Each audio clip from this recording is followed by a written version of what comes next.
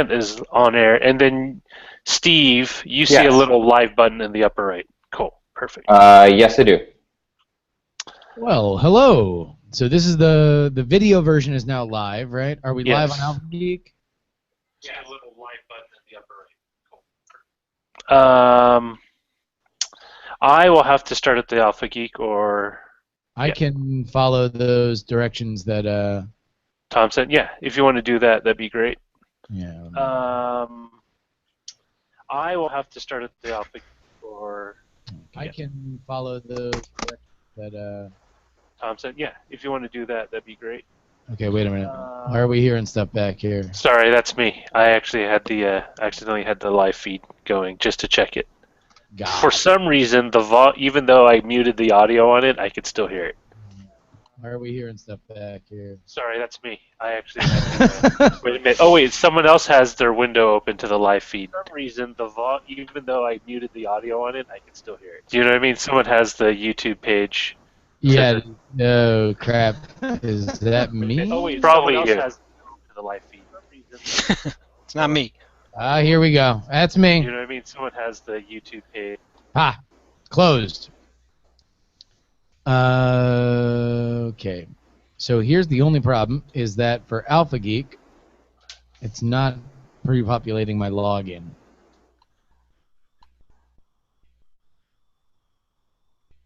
So I need the username. Oh wait, hold on. Yeah, no, I need the username and password for Alpha Geek. Okay, I'll get it live then. So if you already have that, then it'd probably be easier for you to do it. Here it is. Right. Should be scrape. It says success. So, chat room, let me know if you hear anything on Alpha Geek. It's going to be a little delayed from the video, maybe a second. Hopefully not more than a second. Oh my God! Don't break my computer. This is literally pegging my laptop's processor. It's so. I forgot to. Why is it in Spanish? What's in Spanish? That is so weird. So I tweeted out the link to the YouTube show, and then 7 minutes it followed in Spanish version. Oh, I see. It's just saying that it started. That's weird. I have no idea. But hey, DTNS 277.1 is live. Just click on the link. Watch. Chat room, I have no idea. Wow, I'll tell you Portuguese. What, all odds. We might actually have this thing flying on time, no less. Just remember, don't forget to hit the audio hijack or whatever you use to record. No, yeah, I got Audacity ready to roll right here. And you can hear me, right? I can hear you. I can hear you, Len. Yes. Okay, very good. So We're a little bit low, though. Me? Yeah. I don't know why. I'm gonna goose you a little bit. Hold on. It's not. It's only important at the beginning of the show. That's good. So. I don't know what you did, but that made it better. I probably just talked loud. Yeah, you didn't mumble. I mean, I'm sure once everybody is in production voice, it'll be good. Hey Justin, do me a favor when you start. It's like just say like, "Hey, we're gonna start," and then I'll just hit record on the We'll make sure to say, "Hey, we're going to start." Say, are you ready? Are you ready? All right, ready, I'm Dave? going to get these stories up on the screen.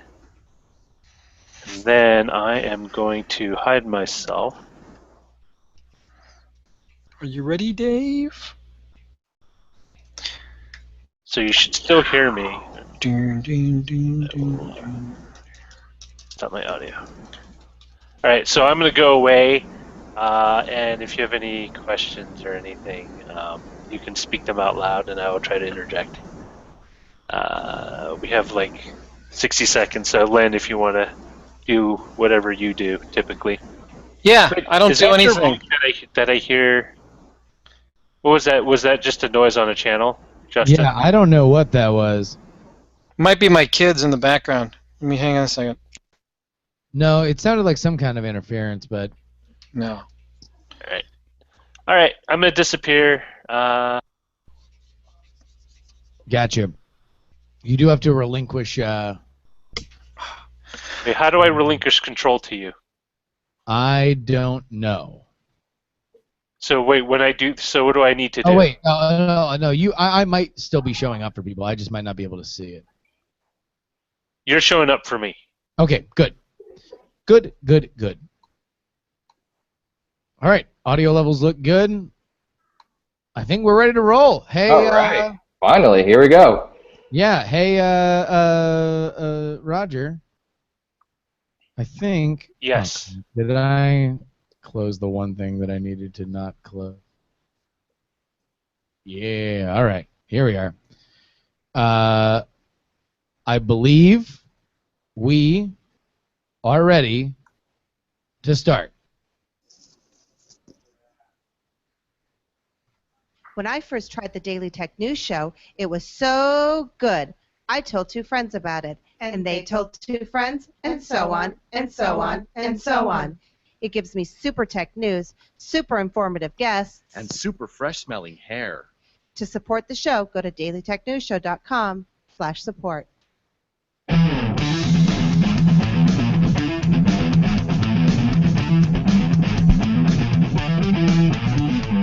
This is the Daily Tech News for May 27th, 2016. My name is Justin Robert Young, filling in for Tom Merritt. He's taking a day off, but you want to know what? The news doesn't stop, and neither do we.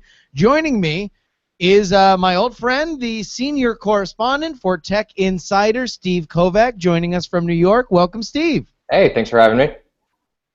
We have so much to talk about today. Facebook seems to be expanding their ad empire, trying to take an even larger position as far as display advertising than they ever really had before, as well as so much more. And really, this is kind of a missed opportunity of a day because, Steve, as you know, somebody who has been in the media for as long as you have, it's days like today, Fridays before a long holiday weekend, that we normally get all the bad news dump.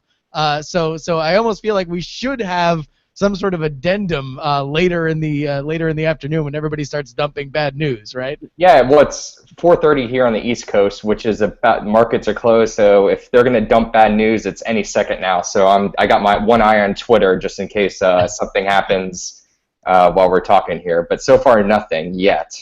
All right, well, we will have our producer Roger Chang with an eye out as well. And joining us as he does on every Friday, it is a nervous yet hopeful Cavaliers fan, Len Peralta, hoping that his team can advance to the NBA Finals. How you doing? Oh, yeah. I'm doing well. It's yes, tonight it's We the North will be no more. So we'll see how that goes. Well, let's go ahead and see what the headlines are. Facebook announced Thursday that it will expand its audience network-targeted ad platform that includes users who don't use or aren't connected to Facebook at all. The Washington Post reports that through the use of cookies, like buttons and other embedded plugins on third-party sites, the company can track both Facebook and non-Facebook users.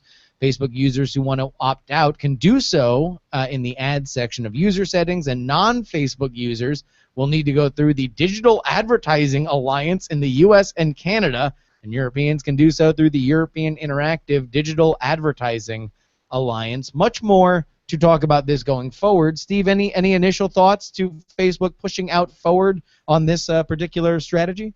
My favorite part about this was Facebook's VP came out and said, this is going to be better ads for you, which is what everyone wants, right? Better ads for them. No, it's going to be more of those ads that follow you around, and even worse, I mean, I guess there are too many people who aren't on Facebook these days, but you know, those things that you see that follow you around, you look at shoes on Zappos or whatever, and it follows you to Facebook and other sites. Well, now Facebook's going to be able to predict who you are based on other history and serve you ads that way. So it's just going to be even creepier ads following you around the internet.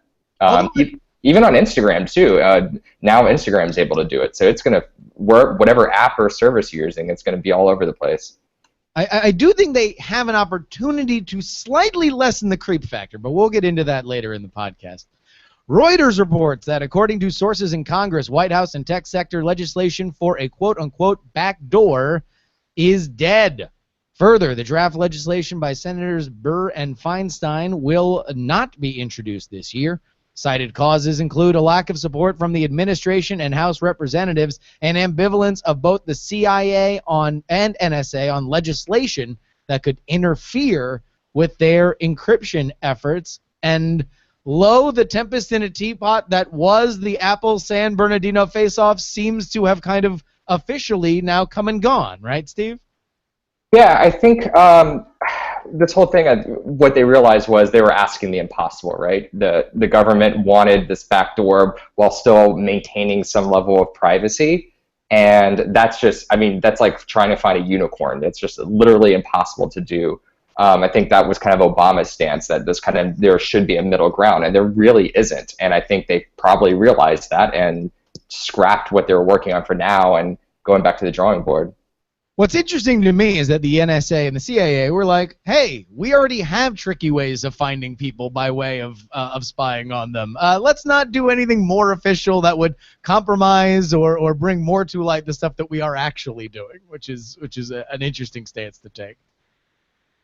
Ars Technica has confirmed that a European game studio is developing a VR game set in a long-running established franchise for the Xbox One. The game will be released on the PC and PS4 and is set for a 2017 release.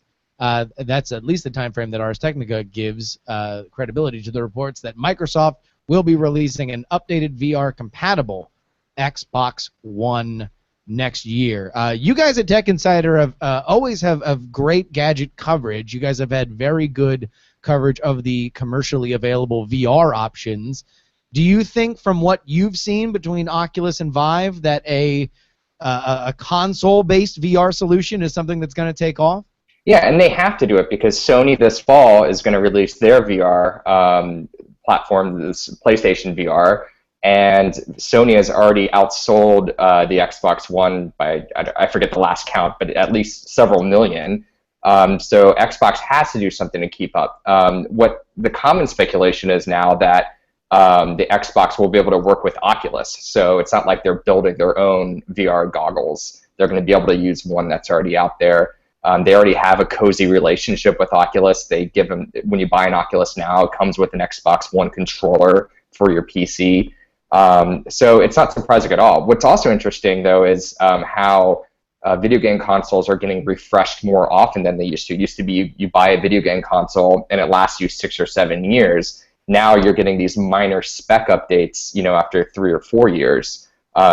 So that, and part of that is fueled by things like 4K TV and VR. So not surprising at all. Xbox kind of has to do something to keep up with Sony and regain some of the footing it's lost. But if I had to bet, it's going to be Oculus compatible. It's not going to be an Xbox One exclusive VR headset or anything like that. Well, and that would seem to be not only the better solution for them in terms of not having to build their own VR-compatible headset, but also just the easiest way for them to plug into a rich community. Exactly. There's no reason why they need to build something because it's probably not going to be as good as Oculus. Yeah, the big challenge is how does that work? Because Oculus, kind of has its own store and platform for downloading software. So what does that look like on the Xbox? Can it tie into the Xbox store somehow? There's a lot to figure out if they do go with Oculus. Then again, we might be pretty close to the time where these virtual reality headsets become commoditized, and it's relatively easy for anyone to make them. I saw tons of them at CES, so it could be an Xbox One, but I think it's going to be Oculus. Staying in VR, ZTE announced a new Google Daydream-compatible smartphone, the Axon 7, along with a compatible VR headset known as the ZTE VR. The 5.5-inch phone starts at $450 United States and features Android 6.0, a Snapdragon 820 system on a chip, and either 4 gigs of RAM with 64 gigs of storage, or 6 gigs of RAM with 128 gigs of storage. ZTE VR headset has a piece of glass configuration, 9-axis gyroscope, and 18-second delay, plus 96-degree field of view. The phone is available in China now and will ship to the United States, quote-unquote, shortly. And we'll tie that as well to this news. Speaking of VR, HP and MSI announced wearable backpack PCs that promise to avoid the pitfalls of having cables when using a VR headset. HP's offering is part of its Omen line and will feature a Core i5 or i7 processor with up to 32 gigs of RAM and a VR-compatible GPU, plus a belt that holds 2 batteries.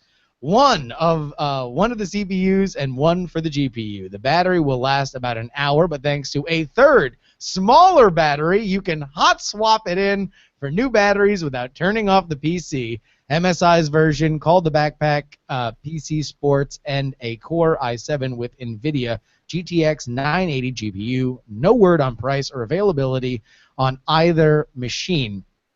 Both of these, Steve, seem to be trying to deal with the very, very real problem that I am facing right now as a Vive owner. I love the Vive. I play it almost every day, and yet I have a hard time not believing that it is an elaborately constructed death trap, which continues to ask me to walk around in circles while I have a cord that is not only tied to my feet and my own personal safety, but also thousands of dollars of equipment. However, I got a hard time believing that either of these are going to be the actual solution going forward. Right. It's so early in this space that it's going to be a long time, several years before we have the kind of headset that look like, standard Warby Parker glasses that you can walk around with and not look like a total dork with wires coming out of your head. So this is like a one-off solution. One of my colleagues, the backpack thing is very interesting. I mean, it's not necessarily you're going to be walking down the street with a computer strapped to your back. But it's for things, I don't know if you've seen things like The Void, which is a VR theme park company, and they do all these VR, they do the same thing. You basically have a backpack tied to you, or strapped to your back with one of the headsets on, and you can walk around in an entire environment, which is super cool. You're totally free. So it's just kind of a hint at where we'll be in 5 or 10 years when they can just shrink it down and become, super portable. But for now, yeah, you're going to have to either have a backpack on or slot your phone into it, or some combination of that. So you're going to be tripping around those VR wires for a while. Yeah, I think my solution is that I'm just going to invest in a little pulley, like right above me, that you can just kind of feed the wires in and out. So at least they're not at my feet while I'm playing hover junkers and taking a header into my Yeah, please be careful. I will. Thank you. Thank you for your concern. The FCC has made an additional $2.15 billion available for rural broadband projects after voting for the funding Wednesday. $215 million will be spent each year for the next 10 years on ISPs via a reverse auction. According to the Ars Technica, and the ISPs who bid must meet any one of 4 performance tiers: a, quote, minimum tier of 10 megs down and 1 meg up with 150 gig data per month, baseline tier 25 down, 3 up with 150 gigs data per month, or 100 down, 20 up with unlimited data, and the, quote, gigabit performance tier, which is 1 gig down, 500 megabytes up with unlimited data. Carriers who sign on will need to complete 40% of the build-out within 3 years, 60% within 4 years, and 80% within 5 years, and 100% within 6 years. No date on the auction has been set, and the FCC plans on taking public comment on the auction procedures. Now, channeling the righteous rage of Tom Merritt, who very often will point out that these incentives are good. They are very good in theory. However, what is more important is holding these companies to their promises, like Verizon has taken public money and then not built out their Fios network on the Northeast, let alone some of the other places where they don't already have strongholds. Do you think that this, especially maybe focused on rural areas, is something that companies might take more advantage of because it could be creating money where there wouldn't otherwise be, as opposed to busier hubs in the Northeast? I don't know.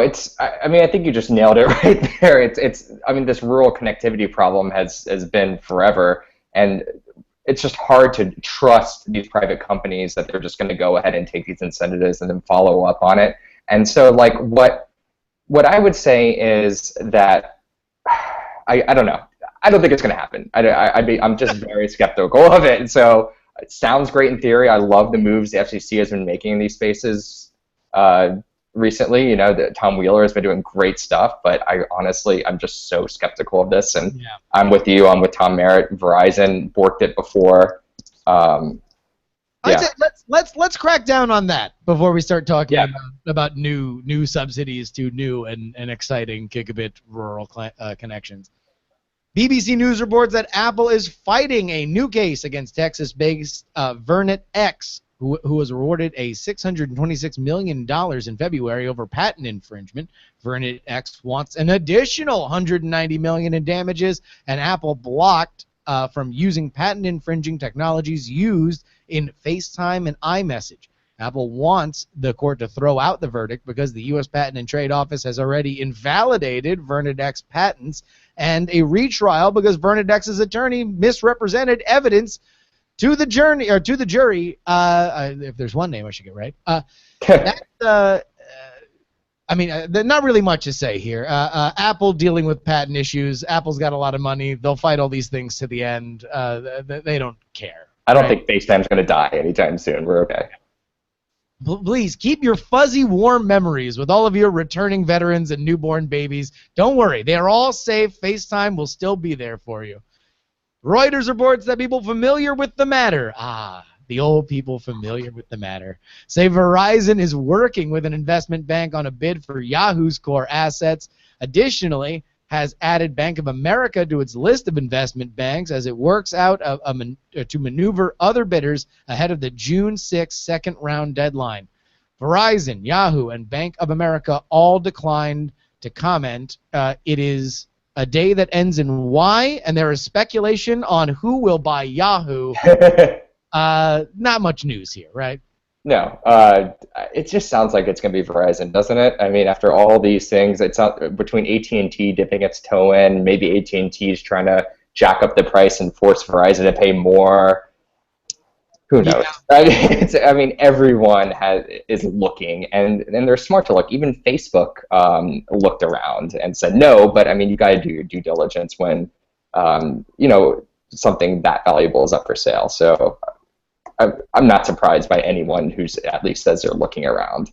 It is kind of interesting on a larger meta level that these telecoms are being are as interested in some of these online properties that they are looking at their own declining revenues and saying, okay, well, where is the future? Although I don't know anybody who's looking to buy Yahoo is looking at a big, bright, blinding, beautiful future. But thanks to everybody who submitted these stories that we used from our subreddit, including SP Sheridan and Loki Robert. If you would like to submit stories or just vote on them, surf on over to dailytechnewsshow.reddit.com, but that does it for the headlines. As to our discussion story, Facebook has made a big, bold push into selling more ads outside of Facebook to non-Facebook users. As Steve so eloquently pointed out at the top of the show, these are those ads that, traditionally right now you go and you buy a vacuum cleaner, and then for the next 3 days you happen to be shown other vacuum cleaner ads on all sorts of different websites that are using these kinds of smart trackers. Over 100 companies already serve this purpose, but Facebook says, don't worry, we're going to make them better. And here's why. They're going to refuse pop-ups and autoplays. That's their first thing. Is they pledge that if the ads are going to be there, at least they won't be the most annoying versions of them. Do you think that this is here? Let me ask you a series of questions. Do we want better tracking ads?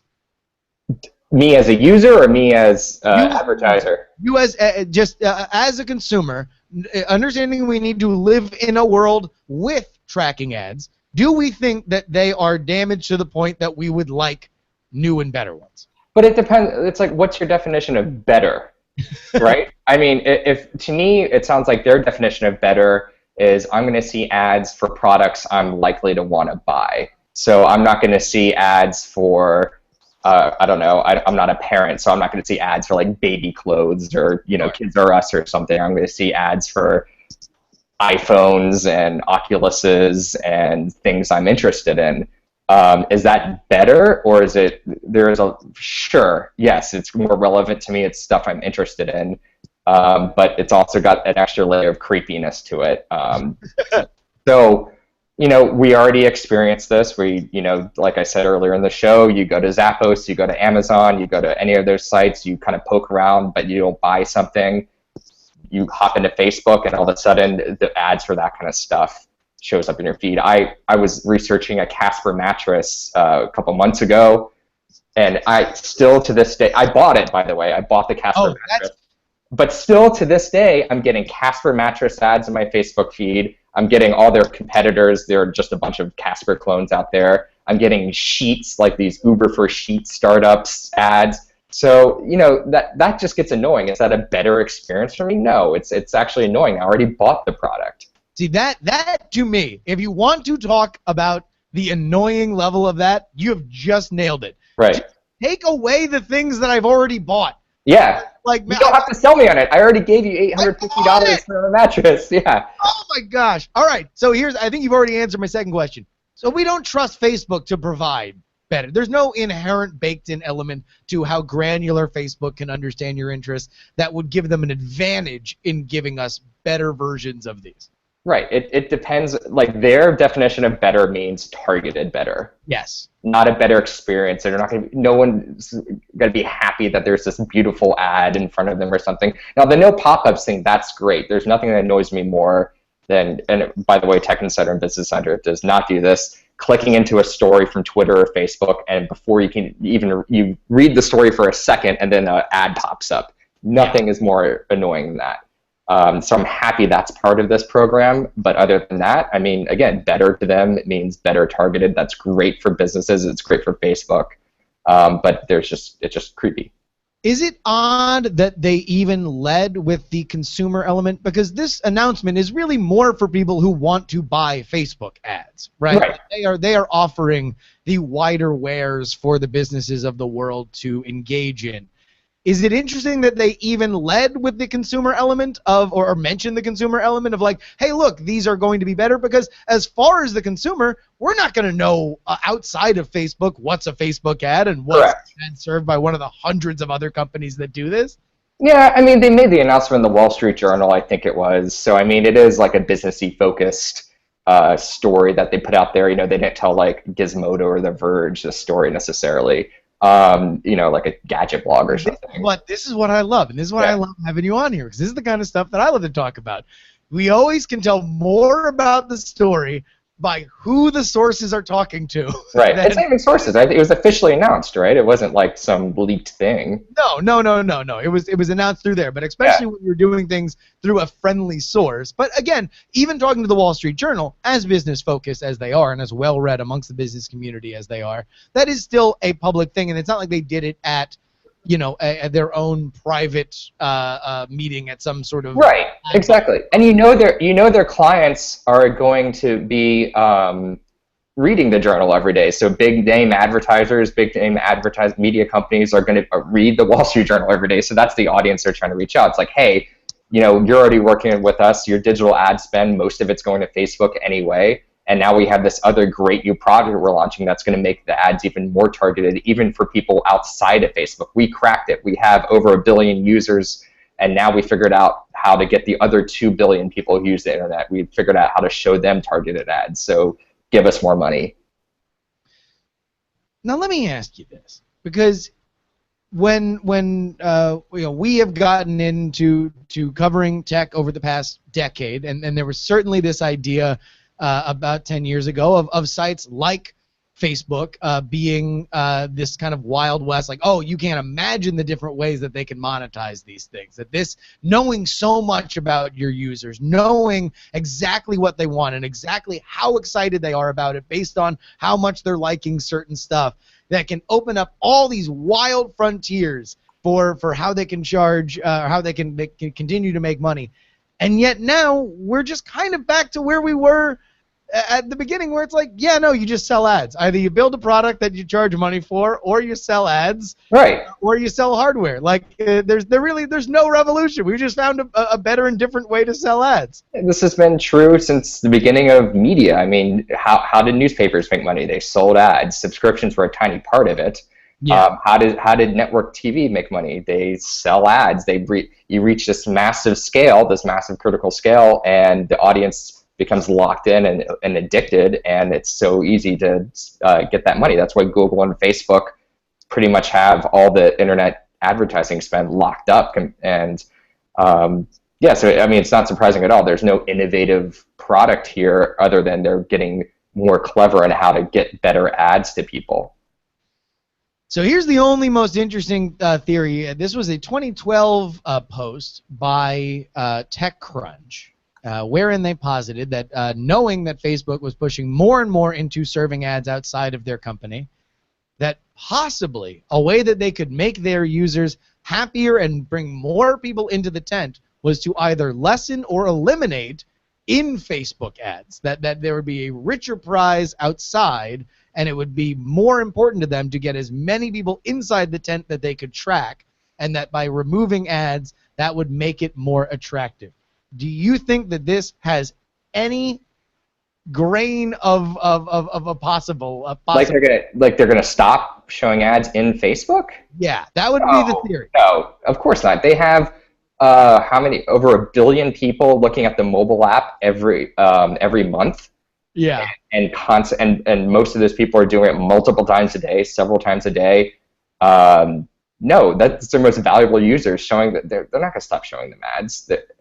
No, the answer is no. This is absolutely no. And I was so blown away. I was blown away that TechCrunch even linked this in their story about it, because of course not. If you had, oh look, there's a big pile of money outside Facebook. We could make it slightly larger if we gave up this entire pile of money that's already generated all this cash inside of our walls. No, they'll just, they'll be like the meme and say, why not both? They're never going to give up a gigantic revenue stream.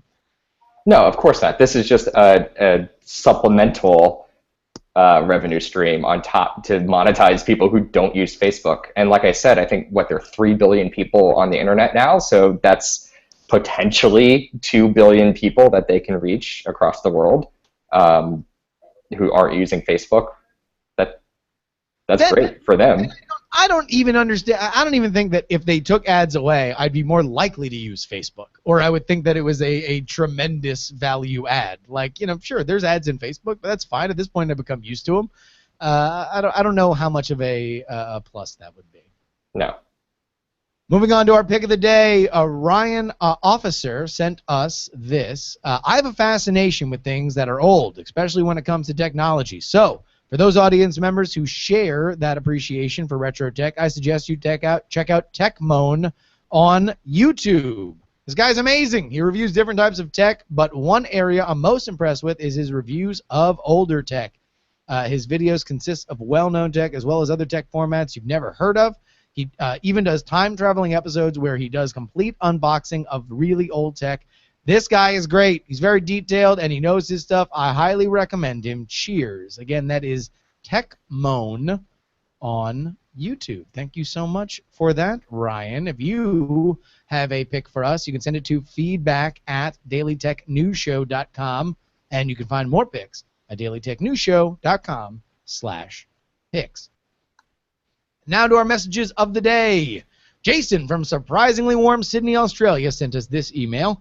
I was catching up on episode 2769 on my walk to work this morning, and just as you started reading through the first emails about self-driving cars, I witnessed a minor accident between a taxi and a tiny Fiat.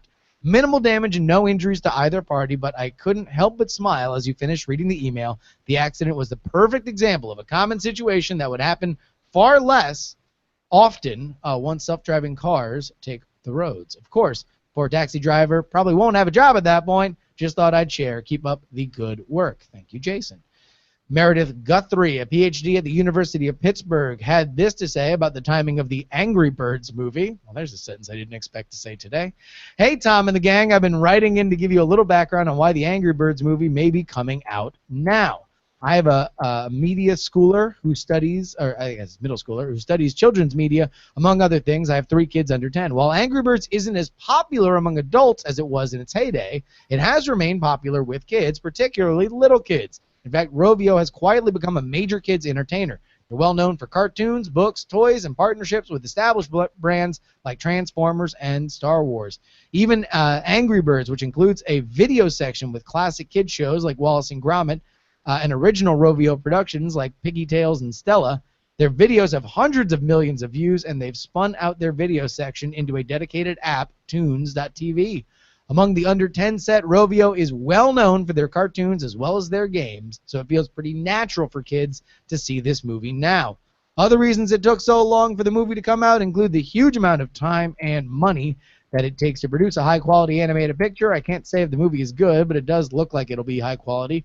Rovio may not have the necessary capital for a couple of years, and my kids have been seeing trailers for the movie for a solid year, it seems. I'll probably watch the movie with the kids this weekend. Keep up the good work. I guess the only problem with that is I think it didn't do too well at the box office, but maybe it's just because Meredith and her children didn't see it yet. All right, time to check in with Len Peralta out there in Cleveland, furiously sketching to get his custom art as he does every Friday. Len, what do we got? Yes, well, I drew the main story, which, you know, I'm okay with ads going all over the place, you know, I suppose, but, you know, this is just taking that a little bit farther.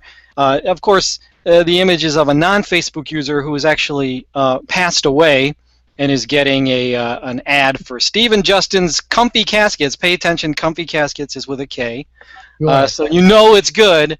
Better for SEO. and the tagline is, Tim stupidly thought he could finally avoid all Facebook ads. So hopefully it won't come to this, but you know what? With Facebook, you just never know. You never know. So. And I'll tell you what, those ads are pervasive. I would not be blown away if at the next South by Southwest somebody is touting ability to put screens inside the lids of coffins so you can show the most relevant ads even in decomposition. Absolutely, the Comfy Caskets, which will be really. You're right. Yeah, we're already selling those caskets. Len, where can people find this and other amazing art? Oh, well, they can go to lenperaltastore.com. It's up there right now on the front page. And they can go visit me at lenperalta.com. You can find me. You can commission me. Open for commissions right now, small and large. I'll take them all, whatever you got. So check that out, lenperalta.com or lenperaltastore.com. And you can also get this as a digital file if you go to patreon.com/Len. And back me at the DTNS lover level. So make sure you check that out. Patreon.com/Len. Hey, I'll tell you what, even if just for a weekly refresher as your iPhone lock screen or Android lock screen, that is worth a Patreon sub. Absolutely. Steve, you at Tech Insider, can I just say how exciting it's been to watch that completely explode. You guys are just doing a great job. Specifically, your Facebook content is something that I think is really top tier right now. Anything exciting coming up there? No, we're almost at our year anniversary. I think it'll be end of July. But yeah, like you said, I mean, it's a new world launching a publication in 2015 and 2016. So we went all in on social, you know, taking in the reality of how people consume the news now. That's the story I wrote right up there at the top.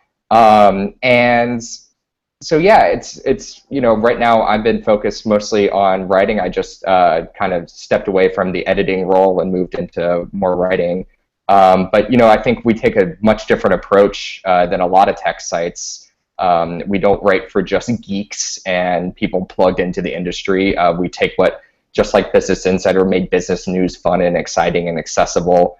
We're trying to do the same for tech and everything that tech touches, also science and digital culture and design and innovation and all that kind of exciting stuff people are making and building and doing. Well, listen, I could not recommend it highly enough. I certainly think that people should roll on over to Facebook. If you spend a lot of time in Facebook, like the Tech Insider page, because that is a great way to get so much of the awesome content that they do. And I'll say this once, and I've said it a million times, Steve, for me, as far as the reviews, product reviews, gadget reviews, I think that you honed your voice in terms of being a very plain language explainer, and I think that that's carried on to your other writing. So thanks, man. Check that out. Meanwhile, everybody who supports us on Patreon deserves a hearty thank you. DailyTechNewsShow.com/support is where you can get all of the information as to how you can make this show continue to go. You can thank somebody who's already supported, buy a mug, tell a friend. It all counts over at patreon.com/DTNS, not and S, DTNS. Our email address is feedback@dailytechnewsshow.com, and you can call us at 512-59-DAILY and catch the show live Monday through Friday at 4:30 p.m. Eastern on Alpha Geek Radio and DiamondClub.tv, or visit our website at dailytechnewsshow.com. Tom is back on Monday with a headline show for the U.S. Memorial Day holiday. We will see you then. This podcast is part of the Frog Pants Studios Network. For more information about this and other shows, visit frogpants.com. Audio program so good, it's like you're there. Diamond Club hopes you have enjoyed this program. And we're out. Hooray! Thanks again, Steve. Definitely, we got to get together the next time that you have to come out here to cover some ridiculous. Yeah, I might be out there in a couple weeks for WWDC, but not totally sure yet. I'll let you know. Sweet. Well, text me when you know, and we'll figure it out. Yeah, man. I got to run. It's 5 o'clock here, and it's right before 3-day weekend, so I'm Yes. Get out. Thank you so much for being on the show. Yeah, cool, guys. See you Yeah, man. later. Yeah, I'm with Steve. I'm gonna head out. All right. All right. Thanks, guys. Thank you. All right. Good I have job. thanks. Hopefully nothing broke. Everyone just dropped out, so it's just me. So I have the audio. I will keep talking. There we go. Oh, We're back. you're back. So good. I have a copy of the audio. I can. How do I export this monkey out? Actions. Reveal in Finder. That would help. Let's see. Okay, so I have the audio. It was a little bit more inconsistent. I had goosed Steve, but people were complaining about it in the Chat room. chat, and I didn't know whether or not it was about Alpha Geek or the video. Mhm. So I assumed. Well, I don't know. Was I feeding? I mean, it might have just been on my end. For the most part, except for actually, you were fine. The only thing was maybe Steve from my end started a little bit, but that seemed more like a Low or connection high? issue. Not even a volume issue. It just like he just kind of clipped a little bit because his connection was slow. But it wasn't. It was actually overall really good. So I can take the one I have, Yeah, then let's just use. and then I can upload it, and you don't have to worry about it. Cool. Well, I'm going to leave this here just on the desktop, just in case. Sorry for using the old Frog Pants. No worries. I will. Am I still logged? I'm still logged in. Awesome. I don't have to remember that crazy password. So many passwords. I know they use LastPass, but that is not my thing. I need mnemonic passwords, things I can remember. Oh, I need to turn off EGR. So, you know what? I can keep talking. Does everyone really want to listen to me keep talking? Because it would just be me. No, I need to that's level it first. Run wave through captured levelator. Where's levelator? Here. Do. Just open it. Ah, POS. This is the thing I hate about OS 10. Even though you have an application that you approved before through the security block, once you do like a system update, it totally forgets everything, and then you have to re-approve it. Oh, chuck. Thanks, Beatmaster. You've been a big help. Privacy, file vaults, general. Thank you, Justin. Could not have done it without you. Oh, yeah. No, that actually went a little bit smoother than I thought it was going to. Yeah, I was a little paranoid about like I was gonna forget. I probably forgot something. I probably will forget something. Open anyway. Just open it.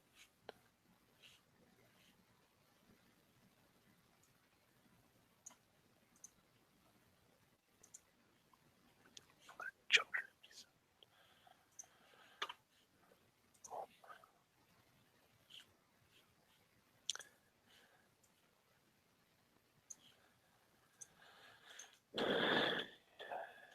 And look, guys, we went a whole 45 minutes or whatever without having or with a card carrying member of the New York tech media elite on the show without talking about Peter Thiel.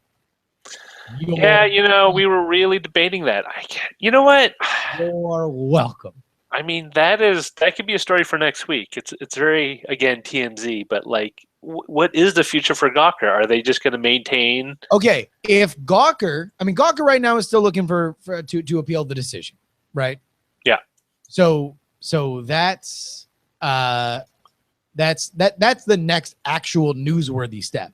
And again, Peter Thiel coming out publicly and saying that he backed Hogan's case and he is backing others, that is a noteworthy story. Deserves to be talked about.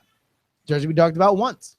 Does not deserve to be talked about for 17,000 think pieces, and does not need to be looked at as the death of all journalism. All right. I cannot levelate. Let me see. So many things. So with my kid screaming next door. It hurts. It hurts. We can't focus on that. Can't focus on the crying. Oh, no. Head down. Power through. Let me see. I guess I have to re-download this app. So you can't remove. It was working before, and now it won't work. Thanks. Weber Levelator.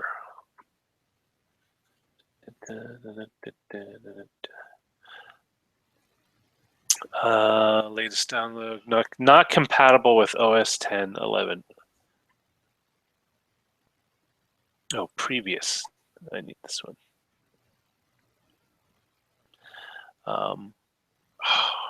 Are you doing anything for the long weekend? To be honest, in my line of work these days, every weekend's a long weekend. So it's not like anything's really going to change. But yeah, I might go into the city, do a little board game night tonight, having a little VR shindig tomorrow. Nice. I wonder if that will be a thing, a VR party. You know, I mean, it's gonna happen tomorrow. Probably gonna stream it. So.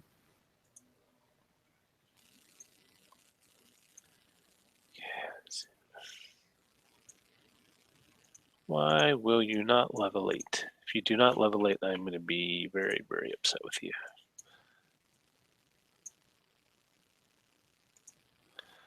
Finally.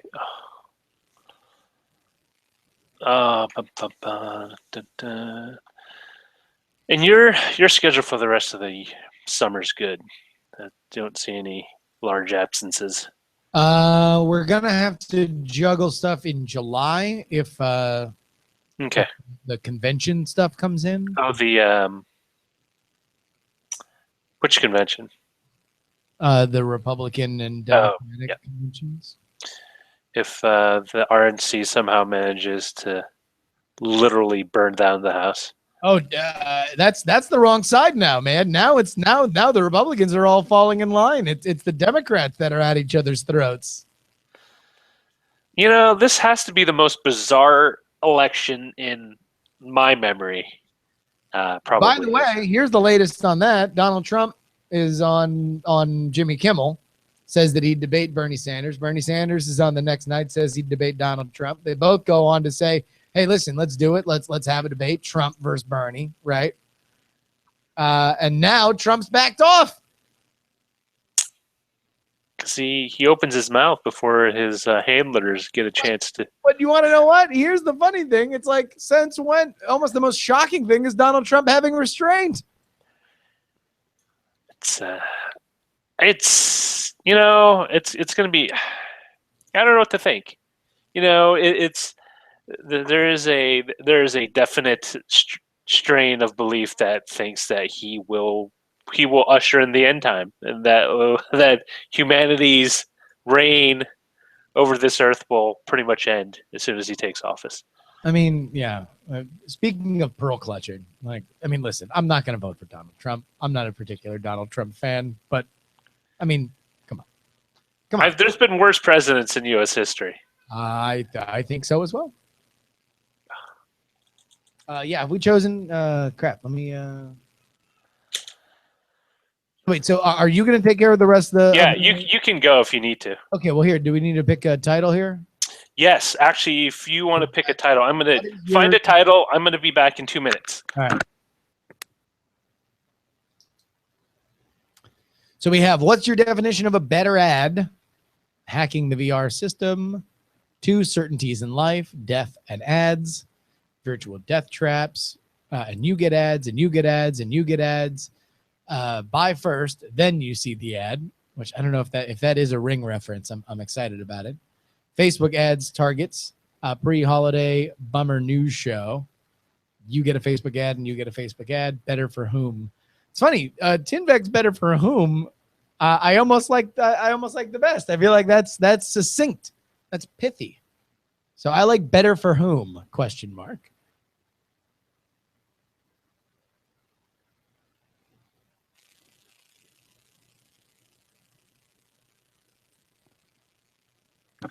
Cool. Did you find a title that you liked? Yeah. Better for whom? All right. Let me put that in. Cool. Well, if that ends my hostly duties, then I will take my leave, and I'll be back right here at probably 3:15, an hour, for politics. Do you need one more thing? Yeah, let me keep you on until. All right, everyone on Alpha Geek video and audio, thank you for watching, listening. Stopping it off right now. And then I am stopping the broadcast right now.